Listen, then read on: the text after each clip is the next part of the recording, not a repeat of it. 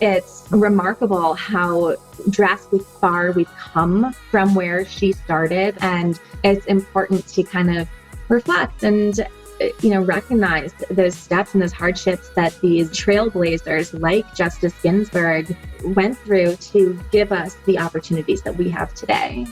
That's Lauren Butler and Ashley Telleen, and this is the Powerful Ladies Podcast.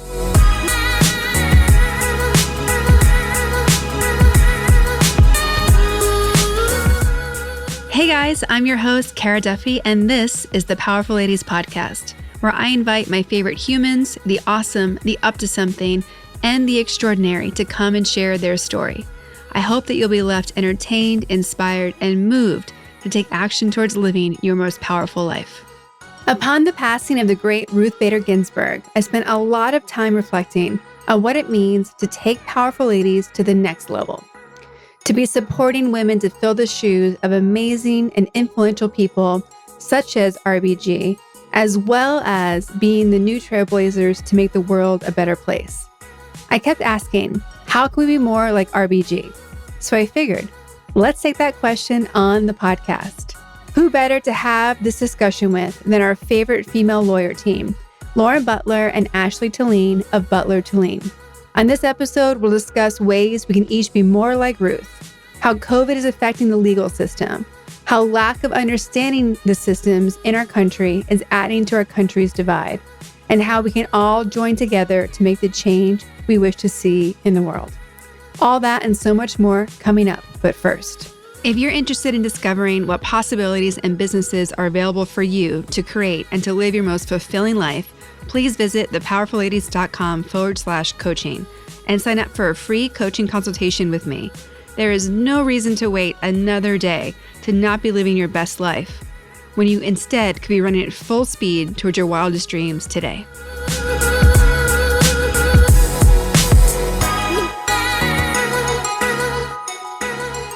Well, guys, I am so excited to have you back. And this year's just been insane. Like, it's been totally crazy. Oh, yeah. And every time that I think we've probably capped out on our craziness, nope, it just keeps going. So after the unfortunate passing of Ruth Bader Ginsburg, I was like, we have to do a conversation about how to be more like her, because she made so many things change and improve for the lives of so many different types of people. And I sat here, I'm like, who do I want to have that conversation with? And I was like, oh, I know. I want to bring him back. So here we are today with Lauren and Ashley from Butler and Telleen. And I am just so excited to hear what's been going on with you guys, how you guys have been handling 2020, and just to dive into really that conversation of the impact that Ruth Bader Ginsburg made and how can all of us in the powerful ladies space step into being more like her. Well, thank you so much for having us back. We are definitely happy to be talking to you and your listeners again. We enjoyed it last time, and we can't wait to catch up with you. So what has been going on with you guys? 2020, this whole COVID-19 thing, just like everybody else, it's affected us and our lives as well. I think we have been personally trying to make the most of it as much as we can. But of course, just like everyone else, it's, affected our business. Courthouses have shut down completely for a long time.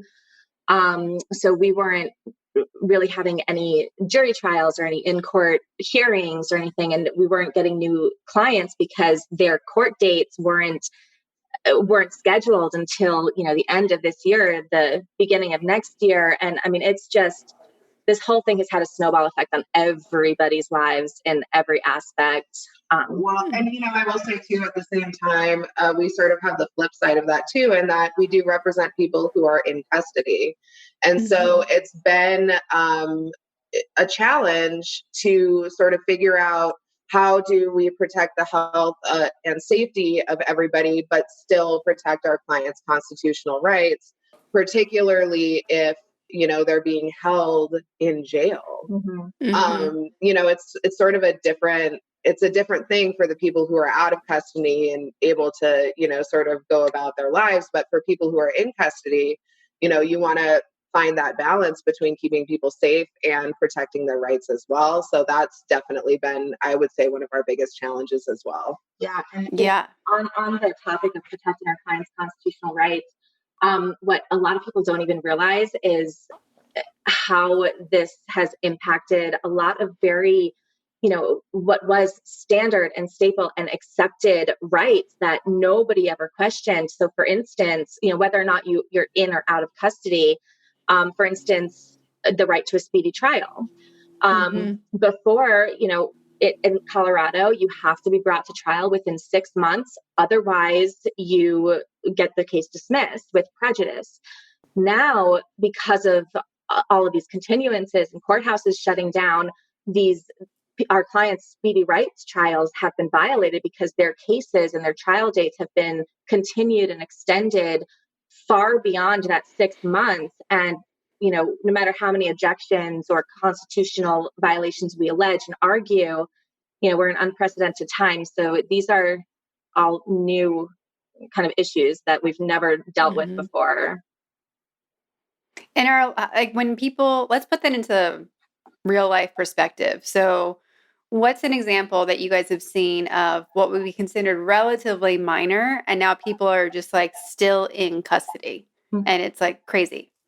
Yeah, well, so, another constitutional right, the right to reasonable and fair bond.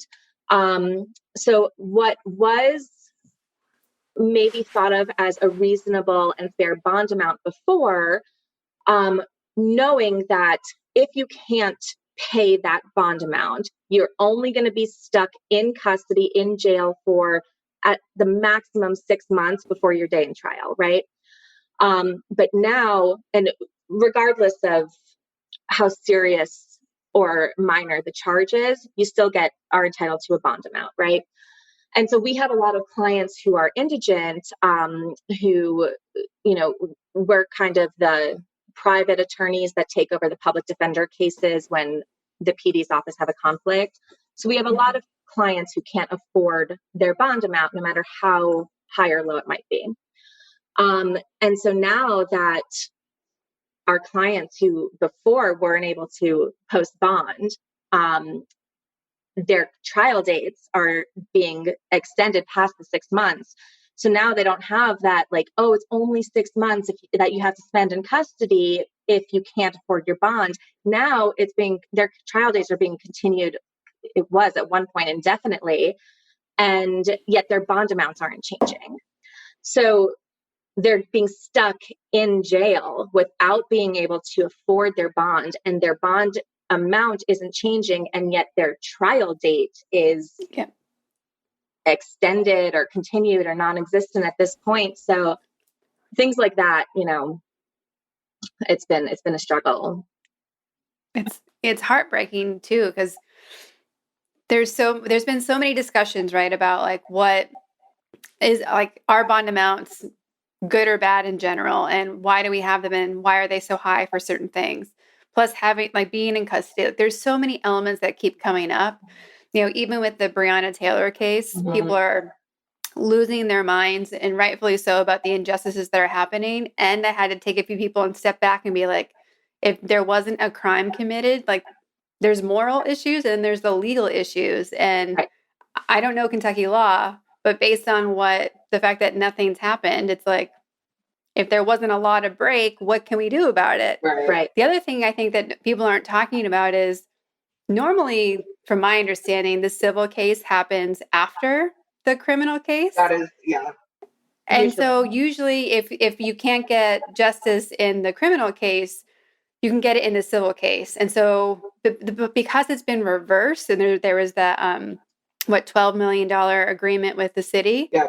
I think we've also confused people with like the process of how this would happen. Yeah. So anything that you guys can speak to about that? I know you're not lawyers in Kentucky, but can you break any of that down, or do you want to avoid that like the plague?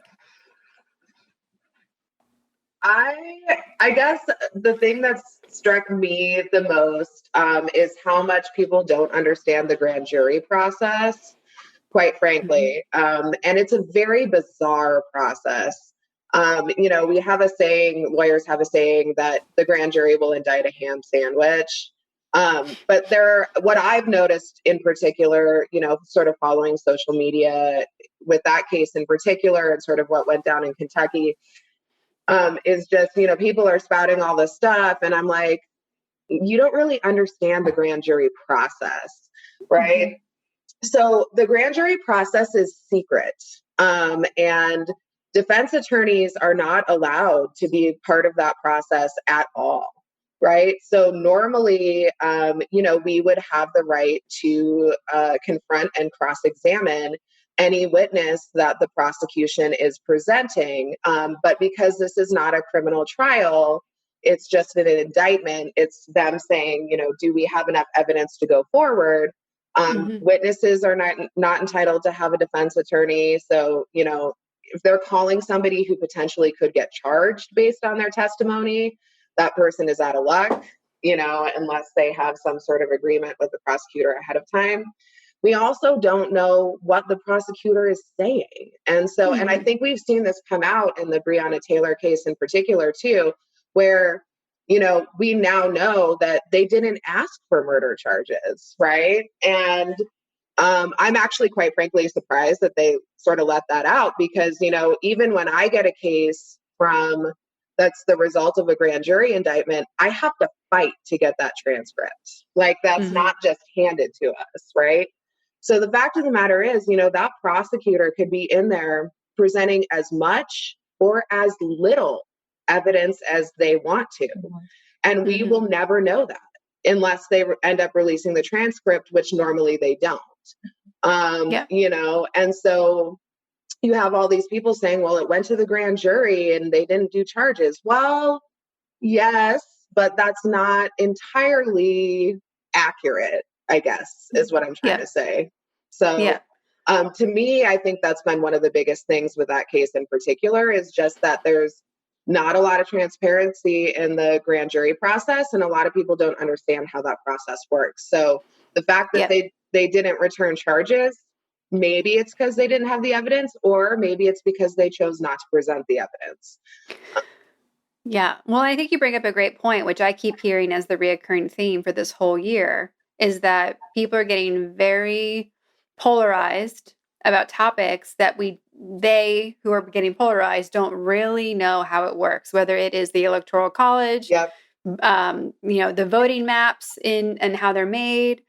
There's the Breonna Taylor case, everything that people are getting very divided on. No one really knows how we got to the place that we are at. Right. So I'm thankful for, things like Vox that are making these little, did you know, like mini documentaries. And other people who are doing that, but there's so much information that people just don't know. We don't know how people really get elected. We don't know how you have or don't have voting rights. People got surprised that in certain states, if you've been convicted of a felony, you don't have rights to vote. Right. And that confused people. And so there's just this bigger breakdown of people knowing how America works. Yeah. How do we fix that? I don't Does know everyone go to law school?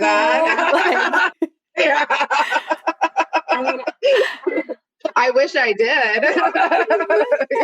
If everyone can just take a beat and take a step and not react so emotionally based on the side or the group or the class that they identify with blindly, reacting blindly, and instead listening to the other side.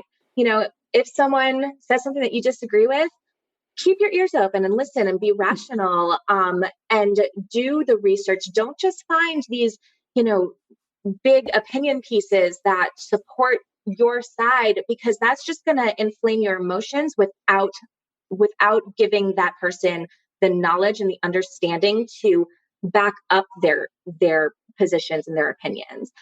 And I think that's been a big problem with our society, like you said, Kara, we are so polarized, and we're so passionate and emotional about these topics. But at the same time, most people don't really know the information and what's causing these situations. So I think a big part of that is people just need to be a little more open-minded and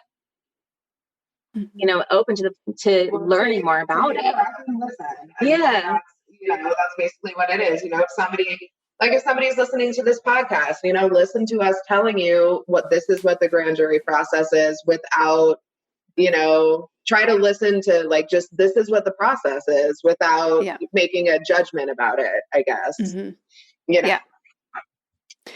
Well, with the theme of this podcast session being all about how to be more like Ruth Bader Ginsburg, let's start with what impact has she had on the two of you?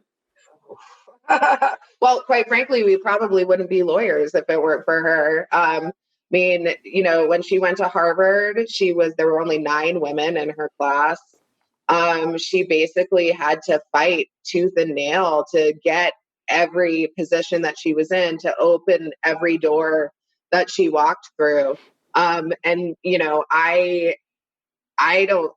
really don't know if we would even be able to practice law, particularly have our own law firm, if it weren't for somebody, if it weren't for Ruth Bader Ginsburg. And I know also, I've talked to a lot of my female colleagues, sort of in preparation for this too. And a lot of them said the same thing, it also gave, some of them the courage to even apply to law school, people who wouldn't have done that in the past.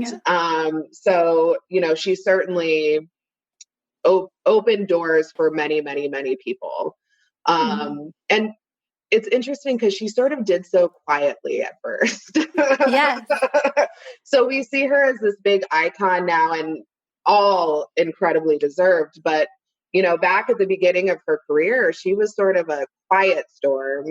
She wasn't really in everybody's face, and she was just sort of strategically making the moves and taking the steps. And I actually, it was interesting because when we were preparing for this, Lauren and I have obviously read a lot of her opinions and her dissents and a lot of her case law. I actually didn't know a ton about her personal life. And so, one of the things that I thought was really cool is I actually saw a lot of myself and, her and sort of the way she was approaching cases that I didn't really know until I started doing research about it. So, what was an example of that? So, and everybody practices differently, and there's no one right way to practice, but I'm sort of, a lot of people talked about how she was pretty quiet and reserved and soft-spoken. And then she would get up to speak, and everybody would just be captivated by her, right? Nobody was expecting it because she wasn't the person, because, there are certain lawyers, the bulldog lawyers, that are always in your face and, screaming. And she wasn't like that. She had her strategy, and she just sort of went forward with her strategy. And, one of the things that she said that I really agree with is sometimes you catch more flies with honey, right? So sometimes it's not in your client's best interest to get in everybody's face and, scream. And, sometimes it is, but sometimes it's not. And sometimes you're actually going to get farther by, saying, hey, how can we figure this out? Or how can we make a compromise? Or, I'm still going to file this brief with all this legal stuff, but that doesn't mean we have to fight about it, Yeah. Yeah. Especially if you're in a situation where right off the bat, people aren't going to take you seriously because you're a woman or because you're small or because you're quiet. So they're always going to look for that excuse for why to support why you shouldn't take that person seriously, or why they don't have anything important or intellectual to say. So, taking that calm and intellectual approach to be taken more seriously. That's one of the things I respect the most about her, is that she decided that she was going to fight these battles and win these battles and do it with whatever deck of cards she was given. Yeah. Like, she knew that she could use the existing laws and system to still have these breakthroughs. Right. And I think that there's so much in that that speaks to me about how we can be handling these things today. Especially with the election being just a few weeks away, like there's so much power in just doing that action, right? So based on the impact that she's made on you guys and what doors she's opened, how can people be more like her? Like what of her should we be embracing, and how can we be putting that into practice? Yeah, so Lauren and I actually sort of talked about this earlier, got into a pretty big discussion about it. There are a couple of things. Yes. Yes. So I think actually one of the easiest things to do, and this is sort of, probably not the deepest answer, but we'll go more into some other ways that we can, be more like her as well. But is particularly in 2020 with all the pandemic stuff and everything going on, lighten up a little bit. Like it's just we look at the Supreme Court justices and everything that's going on in the world, and it's catastrophic and depressing, and everybody's in a really tough space. And the fact of the matter is, she actually had a sense of humor. I mean, everybody says that about her. She embraced the notorious RBG moniker. She kept a stack of shirts that she would give her fans that said notorious RBG on it. She really she sort of embraced that. And I know Justice Breyer, since her passing, was talking about how, if he hit a wall when he was working, he would go into her office and they would sort of joke around for 5 minutes, and she would joke around with him. And then, when it was time to go back to work, they would just go back to work, Mm-hmm. And I actually, as simple and as sort of, weird as it sounds, I think that we could all maybe use a little bit more humor in our lives, even if it's just for a minute or 5 minutes. Yes. Just to take that time to sort of reconnect with ourselves and our friends, and And I think a byproduct of that is, if you lighten up, if you don't take everything so seriously, then you will have more acceptance and be more open-minded. I mean, one of my favorite things about Justice Ginsburg was her friendship with Justice Scalia. I mean, Yes. these two could not have been more opposite on the political spectrum, on their interpretation, and yet they were, such close friends. And I think it's a testament to, you can stand by your ideals, you can stand up for your passions and what you believe in, and you can argue, your side and have these intellectual debates, but you don't have to make it personal.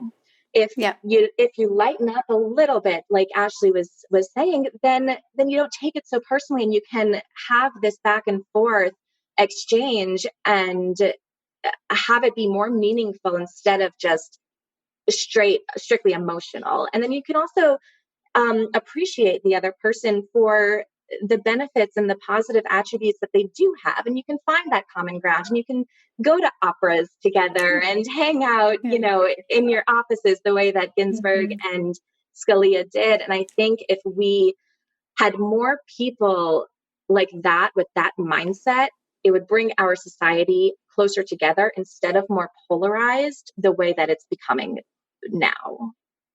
Yeah, they had so much respect for each other, and that's in the root of it, right? How do we respect each other, not make each other villains? Right. Like there's so much of this vilification that's happening, and it's like, whoa, whoa, whoa, whoa. Like that's someone's parent or child or brother or sister. Like, hold on. And I mean, I think the truth is that for the most part, it's okay if you have a different opinion than someone else.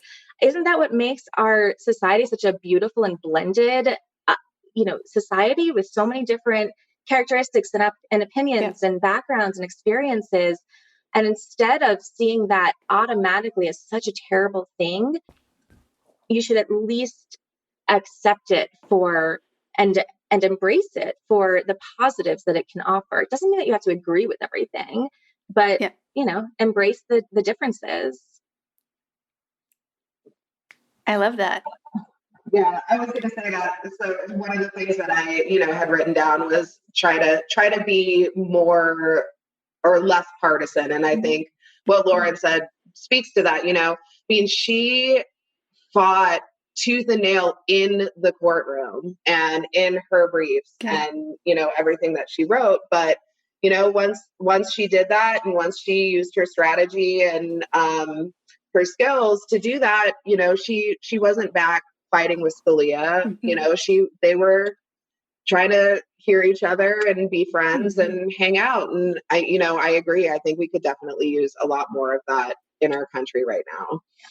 Yeah, 100%. Yeah. What's number 2?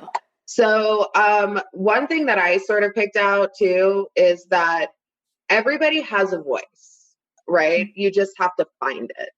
So, a lot of people, I think nowadays think there's one way to get something done, that you have to be the strongest or the best or, the most skilled or the loudest or the funniest, whatever it is. And the fact of the matter is, as I sort of touched on before, Ruth Bader Ginsburg was actually pretty quiet, pretty unassuming, but that doesn't mean that she doesn't have a powerful voice. She just needed to use it in a different way. And so, like, for example, one of her really great friends was the big protester, demonstrator, always out there in the streets, always, with the signs and at the protests. And, Ruth Bader Ginsburg just said at one point, that's not me. She's like, I believe in this cause, but I'm not the protester. I'm not the demonstrator. She's like, I would much rather just sort of take a step back and, write this legal brief and, sort of help this way. And she really did help. It was just in a different way that not everybody was expecting. And so one of the big ones for me, like I said, would be, everybody has a voice. You just got to find it and you got to go with what your strengths are. So, if you're not that loud voice, that's fine. That doesn't mean that you can't do anything to help. You just got to find out what your voice is and use that to your advantage and to push your cause forward. Yeah, I mean, that's something that we've always been taught when we're in law school and all of our mock trials and things like that. Don't try to be someone that you're not. You can see some of these attorneys who are, they put on such a show and they have such a presence when they're in trial, and they're boisterous and compelling, and you can like the way that they practice, but if that's not you, it's going to come across as very disingenuous. So, for us, when we're in trial, for me personally, I'm not that big, loud, presence in the courtroom. And if I tried to be, it would be awkward. The jury wouldn't like me. I would not get my point across effectively. And, that was something that we learned early on in law school. And I think to Ash's point, that's what Justice Ginsburg realized about herself. And that's how she contributed in her way to make all of these big changes. And while Ashley and I were talking about this before we connected with you, Kara, what I found really interesting is looking back at all of these big major changes. Like, for instance, when Ruth Bader Ginsburg was still practicing law and making these big changes before she became a Supreme Court justice, big changes happened twofold, right? And I think that it happens on a bigger scale with the social change and with the protests and the riots and changing the culture of society. But then on the other side, you need both. You need that big movement and that big loud movement. And then you also, on the other side, need someone who is going to be more detailed and direct and calm and intellectual about making the actual changes, which is what Ginsburg did on the legal side, right? So she took this big movement with all these loud voices, and that wasn't her. But what she did was she used that movement to make these small changes on the legislation side. And then that just built upon each other, and they both work together to make change. You guys are making me think all these thoughts. I'm going to write them down. I'm going to keep interrupting you. Well, I love all of that because, Powerful Ladies is fundamentally about empowering people, and empowering you leads to being powerful in your own voice, in your own way, as you guys were talking about. And something that comes up quite often in the women who come to Powerful Ladies events or in our community is that they know they want to find their path and purpose. They know they want to make change, and they're not sure yet, like, what that looks like. And I think that, Ruth Bader Ginsburg was also a great example of like just building in that. Like you saw the steps happening of like, I don't think that's right, to how do we fix this, to let me do more research. And I think part of what ties your first point and your second point together is, if something doesn't feel right to you, how do you go and learn about it so that it can almost embolden you to be like, no, I have to fix this now. Right. And which I think is very parallel to both of your paths, where something triggered you and you're like, I don't think so. And then you kept figuring out, how do we, like, now it's like a bee in your bonnet and you're like, no, I can't not do something about this anymore. Because there's the overwhelm of all the things that need fixing. And then there's also, what actions can I take to be effective?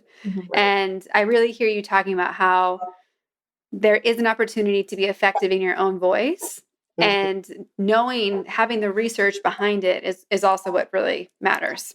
Yeah. And, sort of to that point that you just made too, I mean, one of the things about Ruth Bader Ginsburg in particular as a justice on the Supreme Court is she was not for these very huge sweeping changes.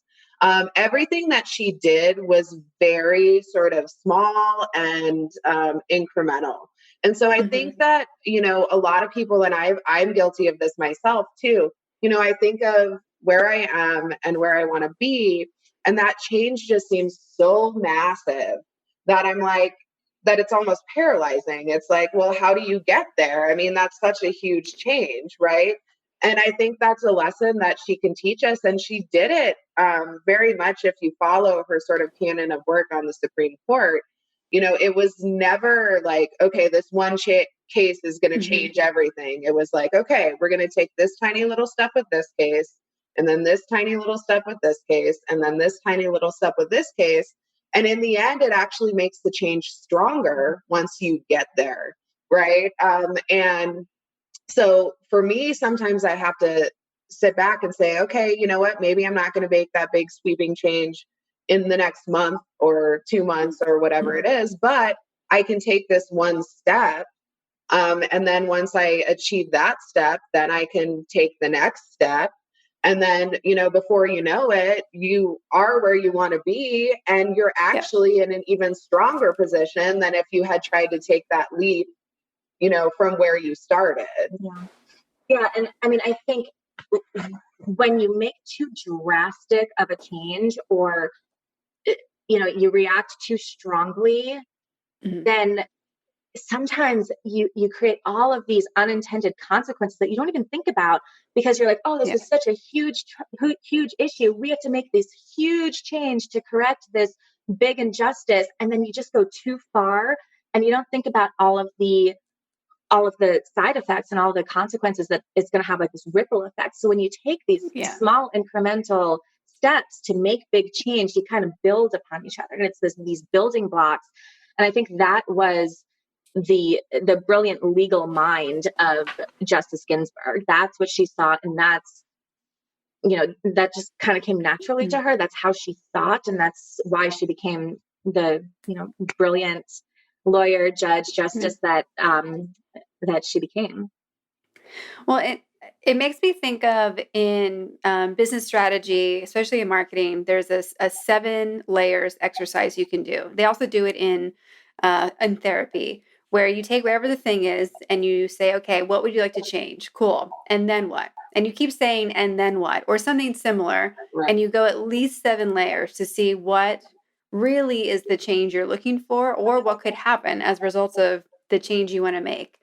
And I really wish a lot of people would be doing that exercise right now. Yeah. Because we know things need to be fixed. And so often what's being thrown up is like, as an idea, is like the most extreme version of it. Right. Yeah. And this came up in regards to like, people are like down with the police system. And I was like, hold on. I don't want to go on night patrol personally. So who's going to do that? Like if people are saying that we should completely, get rid of that whole structure we have in this country, then I need you to have another plan. You can't just say, let's destroy it. Like that's not fair. It's not a complete thought. That was exactly the example that I was thinking about when I was just saying, what I was. But, and that was sort of how Justice Ginsburg approached all of her cases. One of the things that Lauren and I were talking about earlier, too, is she was kind of skeptical of Roe v. Wade. I mean, not that she thinks it should be overturned, but the reason that she was skeptical about it was because she was like, number one, I don't really like having this case that could throw everything into this catastrophic, sort of situation by just this one case being overturned, right? That was part of the reason that she liked to do things in tiny little steps, because, if you have some big issue that's really going to throw the country into turmoil, you don't want to just have one case that can be overturned. Like you want to have, multiple cases that the justices can be dealing with. So, that really kind of was sort of her philosophy and the way she approached being on the bench as a Supreme Court justice as well. Yeah. Well, and it speaks to the fact that often with these very divisive topics, we've layered on so many other parts of it. We're not just talking about one thing. We're talking about one thing with 10 arms. And it's really hard to get anyone to agree on all 10 of the things that are added on top of it. They're not clean of like, I can't even think of an example of like what would be a very simple thing. Like, is this a cat or a dog? Yes or no? Right. Like, that's not what these cases are like. And so many, it becomes this whole onion that you have to decide if you like it or not. Right. And it's like, hold on, can we unpack this? Because if we agree on 7 out of the 10 things, speaking of cat versus dog, she must have heard you talking about it. How do we unpack it so that we can start seeing what we can say yes to? It's honestly something that makes me so frustrated. Even looking at political bills. Yeah. Like we're not arguing usually about the thing everyone's talking about in the media. All the arguments are about the 50 million other things that are bundled into it. Right. So yeah, so everyone should be finding their own voice. They should be doing their research. They should be, separating all the things, doing the 7-layer exercise. What else? What else did you guys discover? Well, just one more thing to your last point. One of Ruth Bader Ginsburg's first monumental accomplishments that she did was that case where her plaintiff was actually a male, right? She had this overall goal of changing gender discrimination and having the Equal Protection Act apply to women and women's rights. But she knew that was too broad of a topic, too strong of opinions. She was going up against, white male jury or judge panels, and she wasn't going to be able to win that giant fight. So she had to pick one small little aspect that she might be able to convince the opposition to agree with and to see it her way, instead of going in guns blazing with this, which was her ultimate goal. She was really strategic, and she was brilliant, because she not only did she choose a male client to exemplify this gender discrimination, which I think was so smart, because a male judge is going to identify more with a male than these preconceived notions that they had of women at the time.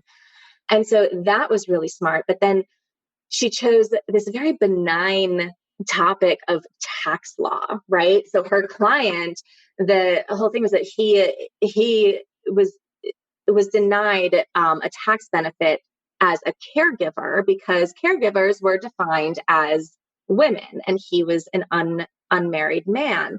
And so he was denied the tax benefit, yet he was still that person who was a caregiver. So it was this very, benign, kind of unemotional area of tax law with a male client. And that's how she kind of used that legal argument to get people to take the emotion and their preconceived notions and their opinions out of it and just focus on this one specific issue and then just build on top of that. So I think that was brilliant. Well, and then just to add to that, I think, my next point in how to be more like Ruth Bader Ginsburg would be, she talked about in several interviews the reason that she chose that particular plaintiff, right? And Lauren talked a little bit about it, sort of in the context that we were talking about before, but in a completely different context. The reason that she said that she chose that particular plaintiff is because she wanted the court to see them as human. And I think that is something we can all learn from in society today. First of all, it's a smart move. I mean, constantly as criminal defense attorneys, that's what we're trying to do all the time. If we're in trial, we're not calling our client the defendant. We're calling them by their name.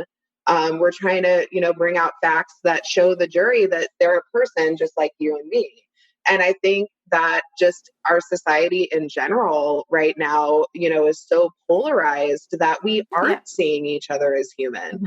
That, we're looking at people on the other side and seeing them as monsters and, our enemy and whatever that is. And I mean, to be fair, there are always going to be people on one side or the other that probably aren't the best people, but that's not the majority of people.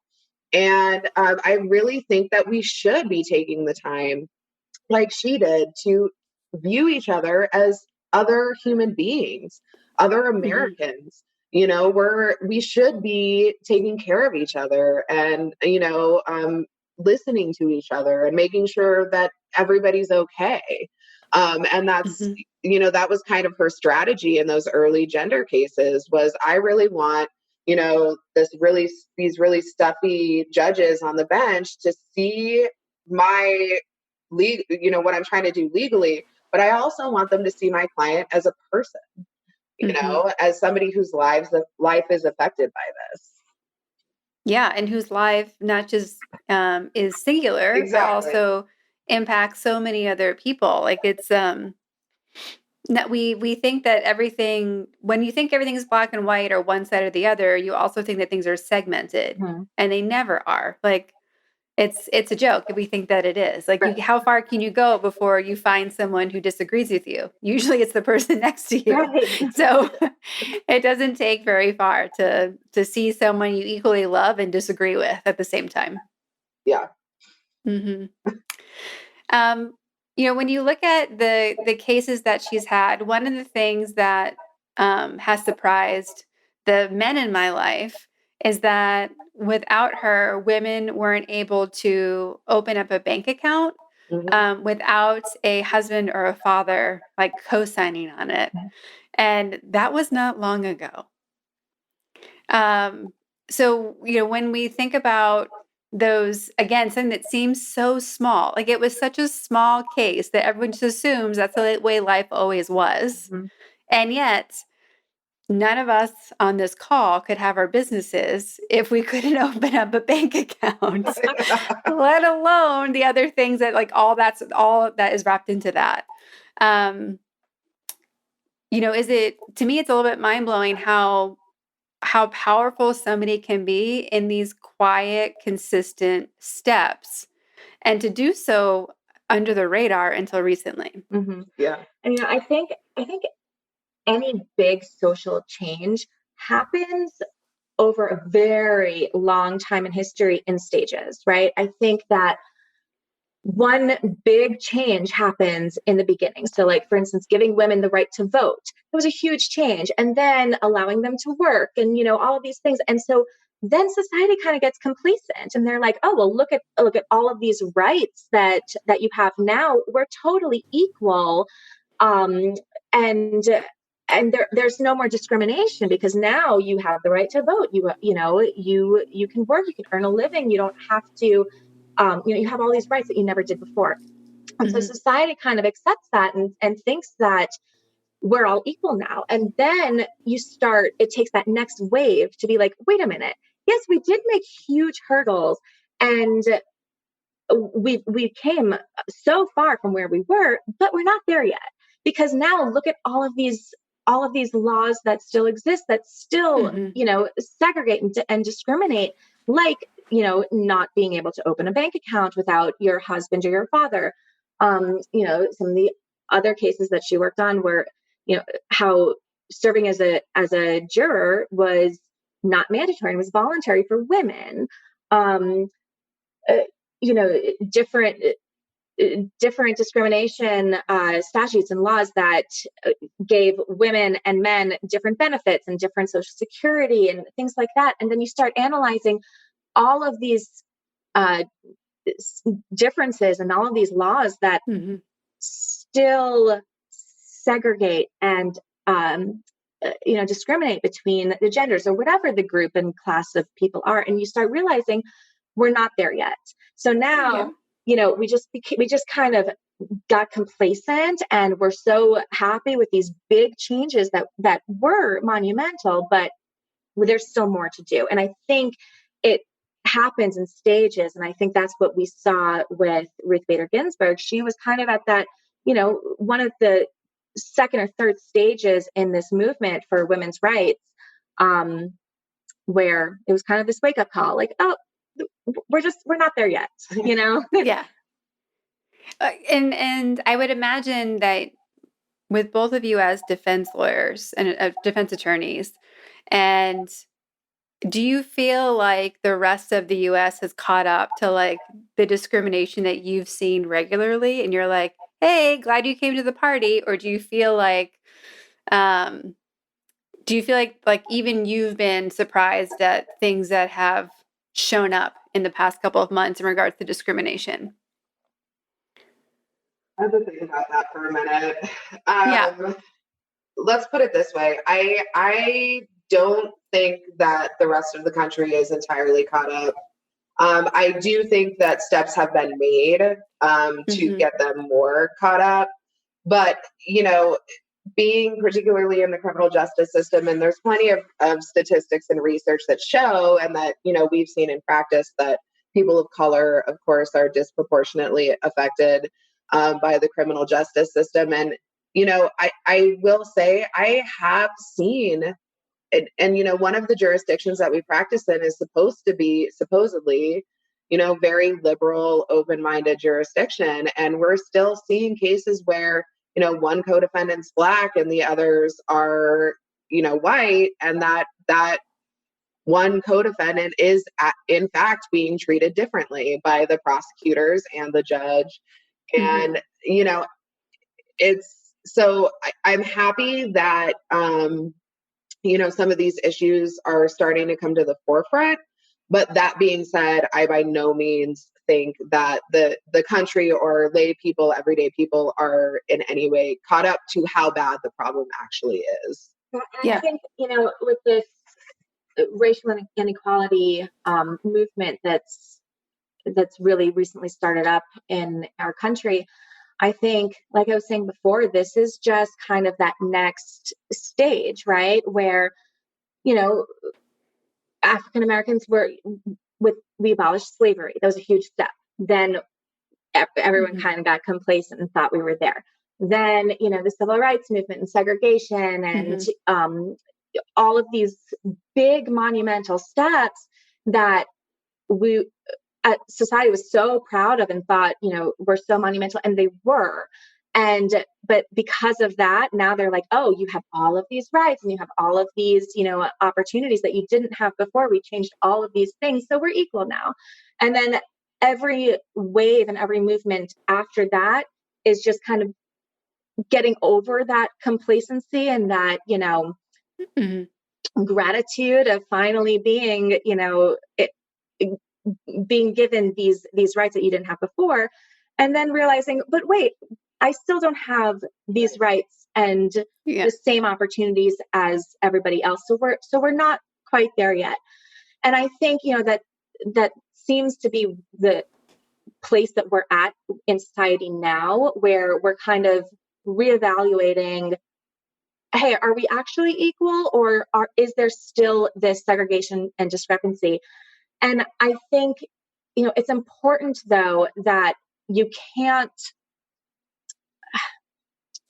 lose sight of all of the accomplishments that we have made.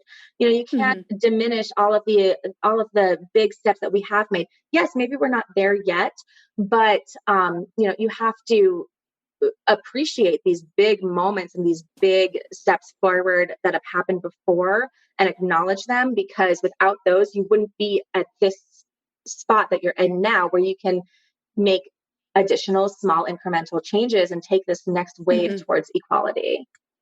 When I am working with entrepreneurs and we are launching a business together, we look at the first launch being like the biggest mountain you've ever had to climb. And then when you climb that mountain and you've launched your business, you go, oh shit, that mountain's even bigger. Now I have to like run the business. And I feel like that parallels with whatever social justice path people are on, or whether it's environmental, or whether it's equal rights, or if it's healthcare. Like, it doesn't matter what the topic is. Yeah. To your point, the things that look big, right, are big in the moment, and then you turn around and realize, oh, there's even more work to do. Yeah, right.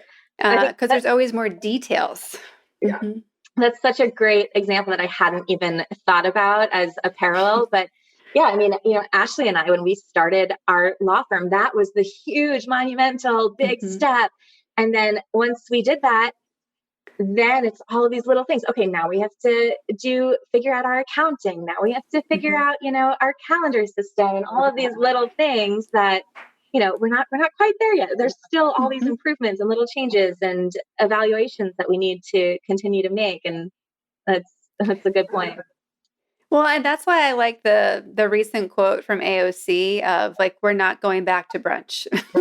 Like, I want to be able to go back to brunch someday. Like, I enjoyed that. And I like it as a statement to remind everybody, like, listen, if you're going to step into how powerful you can be, if you're going to step into really aligning with like what you're here to do and how much of an impact you can make wherever your impact is, right? In business, in law, in you name it. Like, you have to accept that, like, we can't go back to the brunch. We can't go back to not taking the easy path, or the path of least awareness. Right. Like, that's not an option anymore. And that doesn't mean that it has to be no fun. It doesn't mean that it has to be dramatic and painful and emotionally exhausting. Like, it doesn't have to be. And I know that I'm sure we share that when you're on the roller coaster of being like, we're doing it, it is a roller coaster. Like, there are huge victories. There are like calm moments where you're like, it's all working. We did it. And then all of a sudden you're like, shit, like, no. So it's like, how do we really value that if we're going to be committed to changing something or creating something or being part of something bigger than ourselves, that it is a roller coaster ride. It is not the lazy river. Like, as fun as that is, it's not the lazy river. Well, also, if you didn't have the lows, the highs wouldn't be as satisfying. I mean, if you're just on the lazy river, you're just kind of like, okay, this is nice, I guess. Sometimes it takes those lows to be, to make the highs feel like really, successful and like you've accomplished something. Yeah. And I honestly think that's part of what made me start Powerful Ladies, is that I just relate to people who are like, all right, let's get on the roller coaster. Yeah. Let's see where this goes. Whereas like, I don't necessarily relate to people who are like, I'm good. I'll do the lazy river. I'm like, what? So being able to find other people who are, as ridiculous as I am in that way, it's emboldening, because even if we say yes to the wild ride, it doesn't mean that we don't need support. And it doesn't mean that you can't do it by yourself. Like lazy river, you can do by yourself. Right. Roller coaster ride. Mm-mm. Yeah. Also, it also doesn't mean that you can't enjoy a lazy river in between these rapids and these up and downs. Yes. I mean, the reason why you make these big pushes to make these big achievements is so that you can kind of coast and enjoy it and enjoy your accomplishments and hard work. Mm-hmm. But then once that gets too easy, then it's time to shake things up again, And yes. I totally agree. Yeah, I'm now like completely envisioning how I actually use like a water park. Like I haven't been to one probably in like 20 years, but that would be it. And be like, okay, something crazy and exhilarating. Okay, chill. Okay, let's go back again. Right? Like it really is that. To me, that's fun. Right. Like I was talking about in the beginning, Ashley and I have been trying to enjoy this quarantine and this COVID-19 thing personally as much as we can. So because we've had a lot of downtime with our work, we've been able to get away. And so my family has a place in Montana at a lake house. And so Ashley and I and her husband, our other friend, went out there. We all went whitewater rafting. Awesome. And so that's kind of the same metaphor. Like we were kind of coasting down the river, and then we hit these huge rapids where we had to work really hard and paddle. And then after we got through that, we could like relax our muscles a little, coast until the next rapid, Mm-hmm. So. No, I love it. And it's, and that's another great analogy, right? Because you do need the people around you, even if they're people you disagree with, right? Yeah. So. Well, actually, sometimes I learn the most from people I disagree with. Yeah. I mean, whether it, and either way, whether it changes my mind slightly or whether it reinforces the opinion I already had, but now I have a better argument for it, or, I'm looking into something else about it. It's not helpful to just engage with people that think like you. No, like when I hear someone who has something that sounds completely ridiculous to me, I'm like, you're fascinating. Like, come here. Like, I have so many questions. Like, how did you get there? What happened? Like, what experience did you have where you ended up over there? Like, that's who I want to talk to. We were recently traveling through Arizona and Utah, and we had the opportunity to like just kind of sit down around a socially distancing campfire and talk to some people. And it was really interesting to hear like where people are at. There would be people who were, super about like environmental and protecting the national parks. And at the same time, they would say something so conservative. And I was like, oh, humans are so awesome. Like, how like I wish that was reflected more in how we got to make our choices. Right. And this came up. We had our third episode of A Powerful Conversation About America on Racism. It was last week, and we were talking to the panelists about, what is the one thing that they kind of wish we could move forward from. And everyone kind of unanimously said, I want everyone, doing their own research and not thinking partisan. And more than anything else, people said, how do we get to a place where we can like make choices based on topics and not on party. Yeah. And so I'm really curious to see where that goes in the US, because it just seems to be a recurring theme of, to your point earlier, like it's all gets smashed together. It's really hard to make progress when it's all stuck. Mm-hmm. Yeah. And I think that Ruth Bader Ginsburg would agree with what you just said. It's like I want to award people like Ruth points. What else did you guys find on your list of how to be more like Ruth Bader Ginsburg? So this is going to sound kind of cliche, but I actually think it's an important point that, she sort of championed is sort of be the change that you want to see. One thing that I was really surprised about was, there was kind of a contentious during her 1993 confirmation hearings. There was kind of a contentious back and forth about sort of her law clerks and the lack of diversity. When she was nominated for the Supreme Court, I think she only had only previously had one African-American law clerk. And, it came up at the confirmation hearings. She was kind of grilled on it. And she said, you know what? I'm going to be better about that. And in fact, she was. Yeah. She walked right into that Supreme Court. She diversified her law clerks. And, that was shown obviously when she was lying in state and, over 100 of her law clerks showed up to pay their respects. She really said, and I guess the other part of that too would be not to be afraid to say that you are wrong or that you screwed up, and instead just move forward. Right. So she says, you know what, you're right. I wasn't good about that. I do need to work on that. And instead of, throwing up her hands and saying, no, it's okay because blah, blah, blah, making excuses or whatever, she said, I'm wrong. I'm going to fix it. Yeah. And she did. And so that's something that I would say, because I feel like, people today are so worried about being wrong or admitting they're wrong, that a lot of times they end up, making excuses, and that ends up holding them back. And so, for me, that's something that I feel like I've always been fairly decent about. If I'm wrong about something, I will tell you that I'm wrong. And, so, because nobody's right all the time. Nobody. No. Yeah. Even the most saintly person in the world is wrong sometimes. And so, that was something that she really sort of embraced and said, you know what? I wasn't doing so great with this aspect. Let's figure out how we're going to change that and make a step to change it.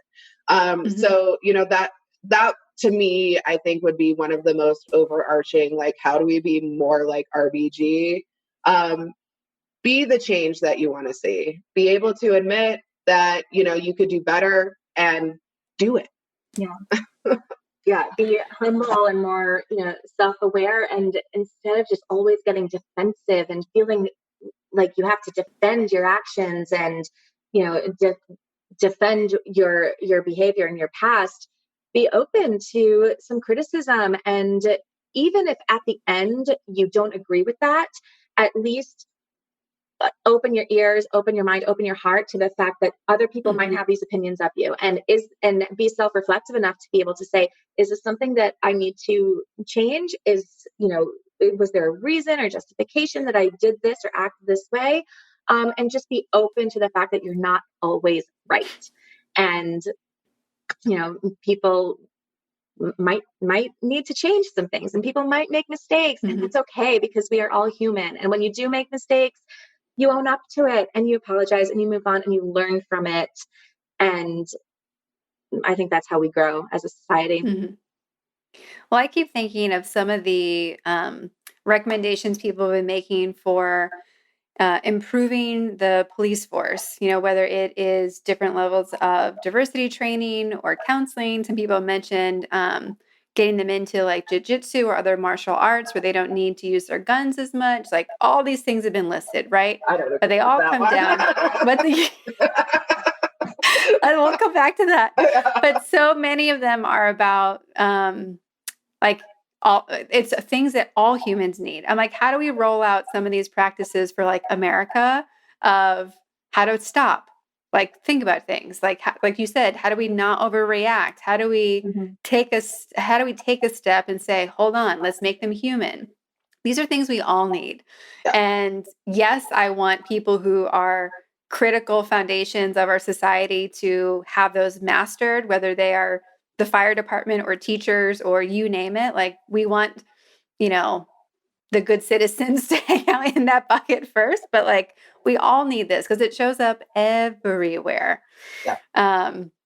So with that being said, I'm curious to go back to jiu-jitsu training in the police force, since that made you chuckle. Yes. Well, I mean, if you were to, let me put it this way, I just don't think that they need any more training in how to brutalize people, whether it be lethal or not. I just, but so if you're, and just to offer sort of a suggestion of what I think would be helpful. I'd love to hear that. And actually we can bring this back to Justice Ginsburg too, because something that a lot of people don't know, I don't think, is that the reason that mental illness is now recognized under the Americans with Disabilities Act is because of Justice Ginsburg.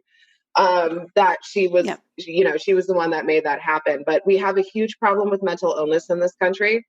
I think we're seeing that more and more with the pandemic, with everything that's going on in this country. I mean, I've even had to stop myself sometimes and be like, and Lauren and I too, I mean, the other day came into the office and I said, you know what, my mental health is really not great today.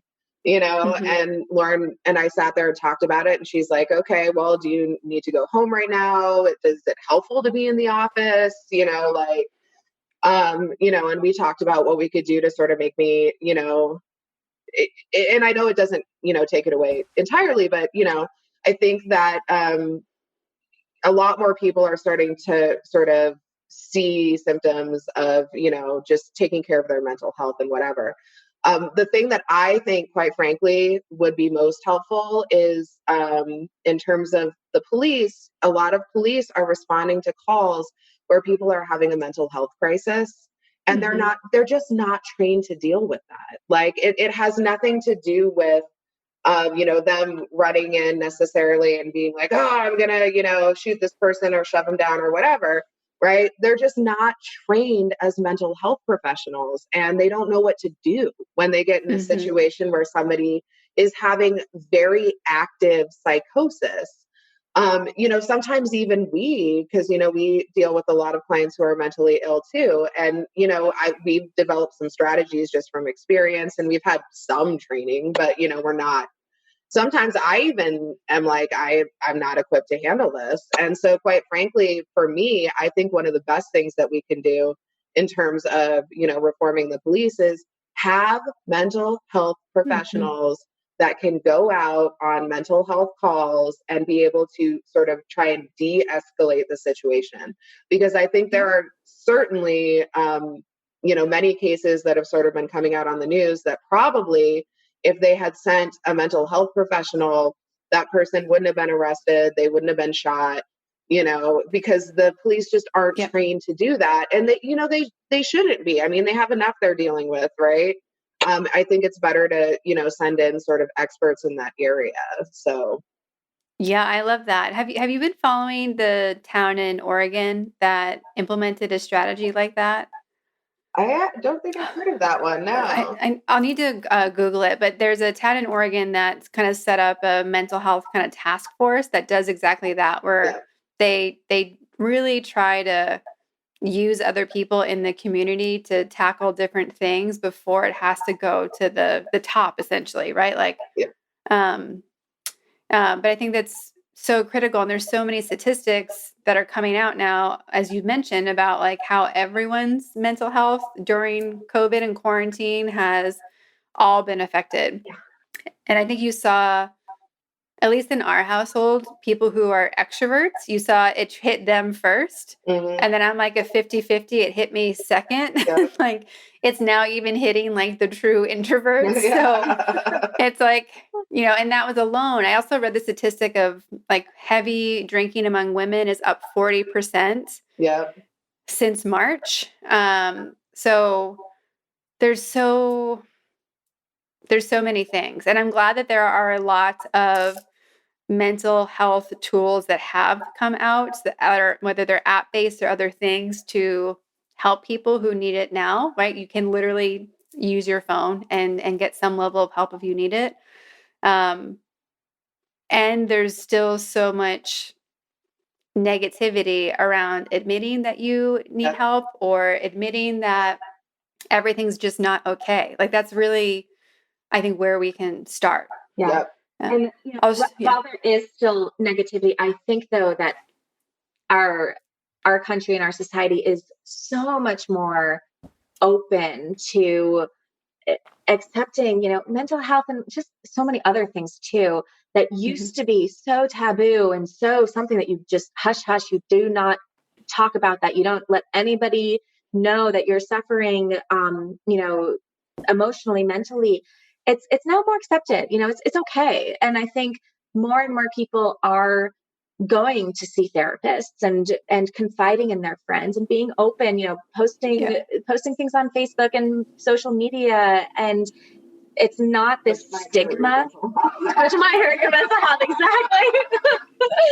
But there's not so much of this, stigma attached to it. And I think that's a huge step in, addressing these issues that everybody has. Although that being said, I think because there was such a long period of time where it was stigmatized, there aren't enough resources. Yes. So, I really think that that's something that we could improve upon as well, is just we need more resources for people who, whether it just be, like you said, you're sitting at home, you're not feeling great. Who can I call to talk this through with? And while those things do exist and are starting to exist more and more, we need exponentially more. Yeah, there's definitely, in my opinion, a need to have it be just part of the educational system in general as well. Like having people, how can we help to self-identify when you're not okay? Because it's really hard to know, is it just a bad day or is it, this is something more?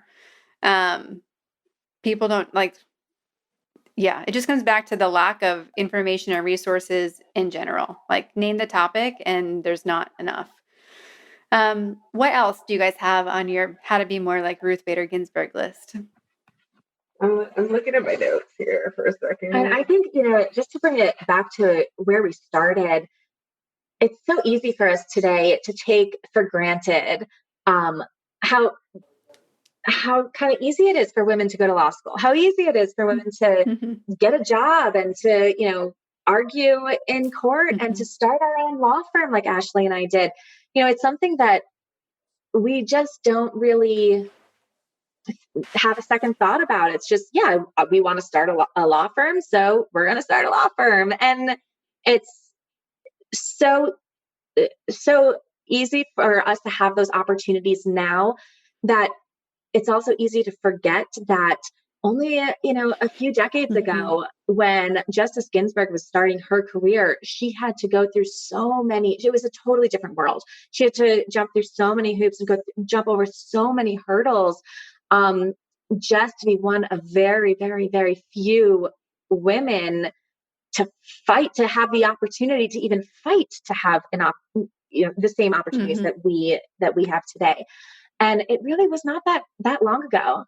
And I think it's remarkable how drastically far we've come from where she started, those days that she started in. And it's important to kind of reflect and recognize those steps and those hardships that these trailblazers like Justice Ginsburg went through to give us the opportunities that we have today. Yeah, really, there's an element of being able to honor and really show that get back to how sacred even simple things like opening a business or voting really are. Like, it blows my mind how few people vote every election. And there's so many people in the world who wish that that's all they wish they could do, right? Like, how can I speak up? How can I have a voice?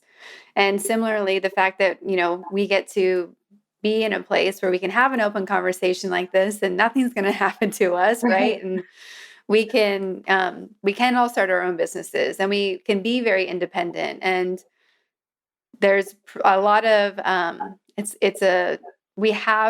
all of us have more privileges than we even know. I don't remember if it was on our previous podcast or not, but there's that little statistic you can do of do you have clean water? Do you have internet? Yeah. And the whole internet conversation is also even coming up in the US now because of how many people can't do at-home work or learning. Right. And, it always baffles me that when people are getting political and no one ever stops when they're getting very diversive about politics to just say, how can we just make life a little bit easier? To your point about how Ruth Bader Ginsburg moved things. Right. And it doesn't, I think we're very far from creating a society where people are lazy Yeah. and don't do things. Because like I don't know anyone in my world that I would call like lazy. Yeah. They're In all fact, their I actually think we've kind of gone in the opposite direction. I think it might do yes, some of us some good to like slow it down a little bit. yes, That yes, could be one of the positives of this whole, Yeah. COVID yes, pandemic Yeah. is it's making all of us just kind of take a step back and take a beat from our go, go, go, yeah. go, go work lifestyle and appreciate, family and get introspective and some alone time. Finally read the 18 books that have been Yes. on your nightstand.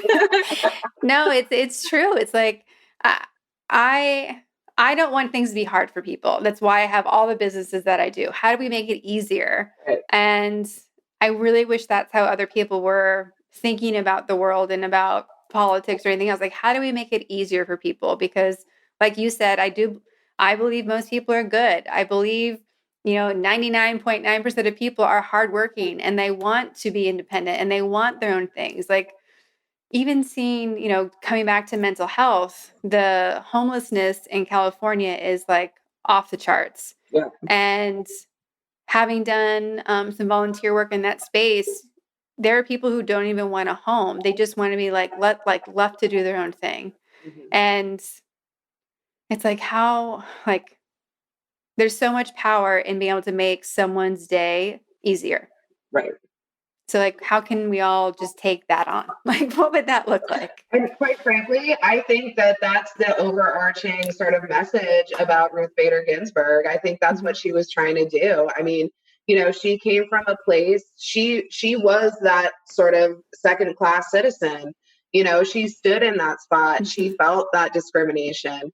And her entire legal career, that's what she was doing is how can we make this easier for somebody? How can we take one step Mhm. forward to make it just, tiny bit less harsh or punitive or whatever it is. Yeah. And she started off doing that for women, and then she branched out and started doing it for everybody. I mean, that was one of her Mhm. big. She really was the equal justice, if you will. She just wanted exactly what you were saying, things to be just a little bit easier for everybody and, to Mhm. make those steps forward for everybody so nobody got left behind. Mhm. Having done your brainstorming before this call and thinking about the question of how can we all be more like her, are there any things that you guys see that you're going to be more intentional about in your own lives? I know. I'm like, it's a good question, but I have to like think about it. I mean, I think for me, I think I said earlier too, I was actually a little surprised but happy because I sort of saw myself in the way that she practiced Mhm. because I'm not I can get fiery when I want to or Yeah. when I need to, but I'm not one of those lawyers that's necessarily like kicking and screaming and fighting the entire time if I don't think it's going to move the case forward or help my client or whatever that looks like. And so I guess for me, sometimes in my legal career, I felt a little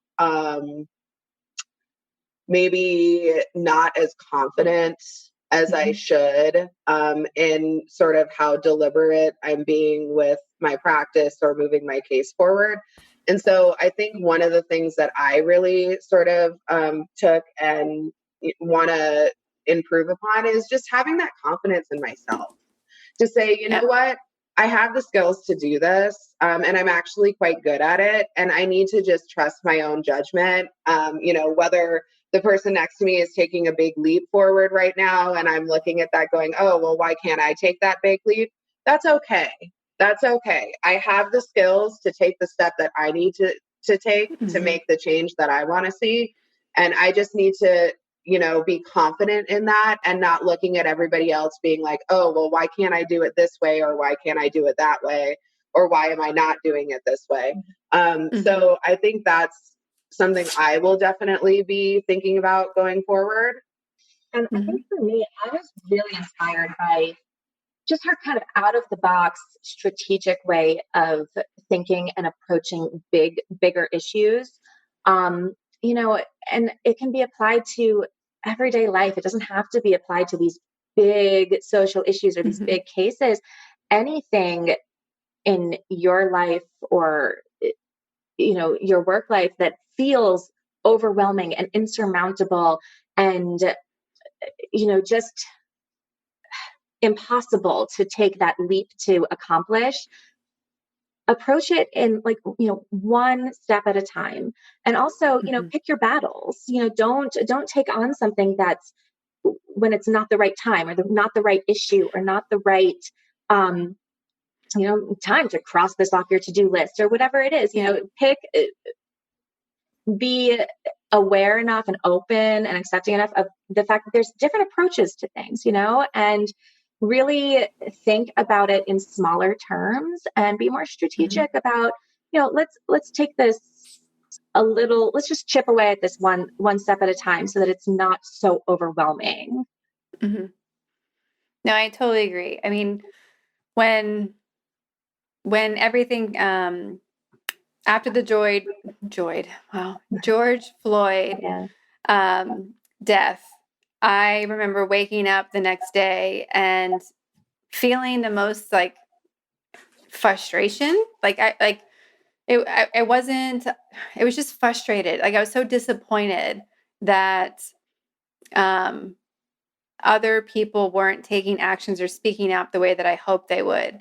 And I really had a reckoning kind of in that week of having to take it to the next level. And I keep telling everyone that 2020 is the year of how many times can you level up? Just once isn't good enough this year. How about 10?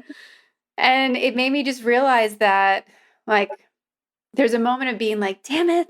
I think this is why we're not going back to brunch keeps sticking with me. Cause it's okay, everyone keeps looking at who's going to do it. And it's no, it's us.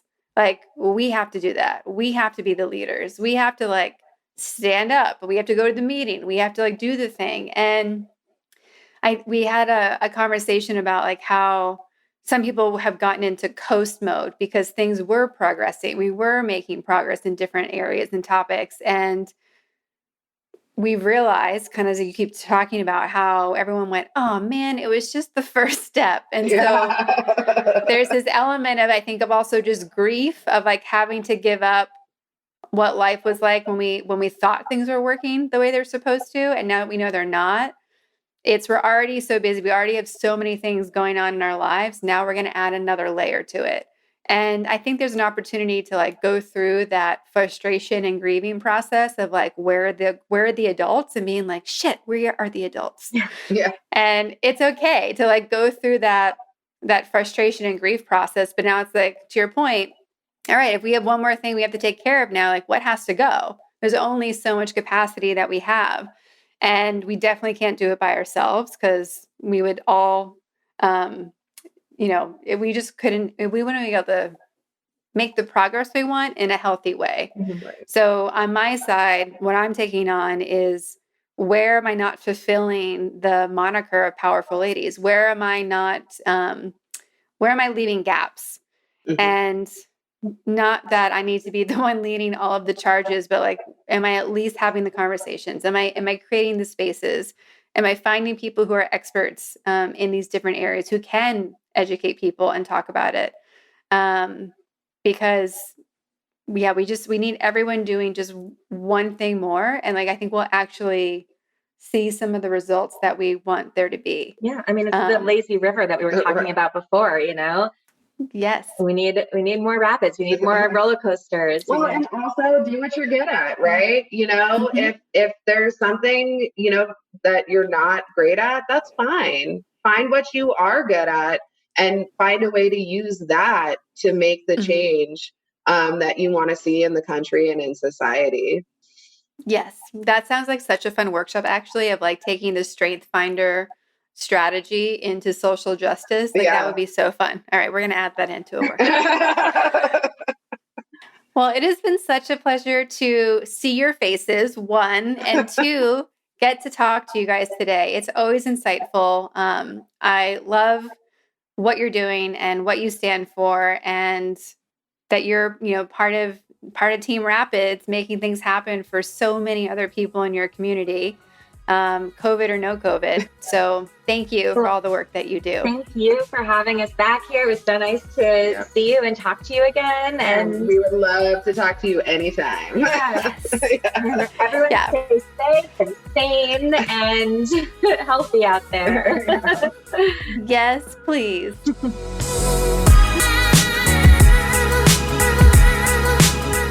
Lauren and Ashley are the best. It was great to spend an episode featuring their wisdom, their experience, and expertise.